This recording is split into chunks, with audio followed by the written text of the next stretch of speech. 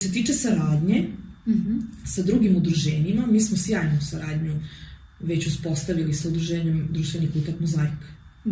Ovde u Kovačici.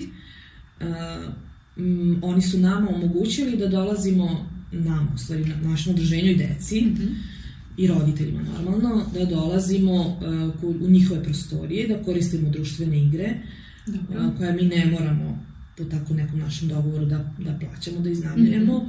Dogovor je da roditelji tu dođu, oni rade sa našom decom, igraju se, mi sednemo, popijemo kafu, čaj, nešto, i to je taj neki prihod koji mi možemo njima da pomognemo.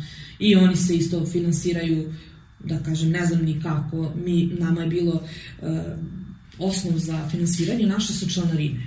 To je jako bilo teško i danas je teško da osvestim ljude i svi mi imamo isto mišljenike u našem udruženju koji stvarno misle da 500 dinara mesečno nije mnogo.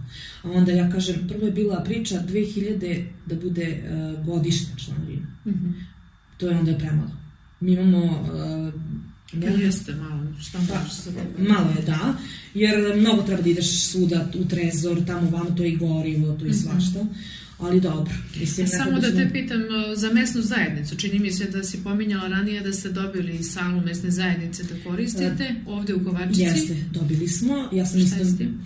Sa tim je super. Jeste koristili? Jesmo, imali smo jedan sastanak. Gore u sali ili dole? Mi smo tražili malu salu. Malu salu. A gore ćemo kada bude neki naš, možda neka tribina, neka edukacija ili bilo šta malo veće. Pa lepo. To je opet neki 1, 2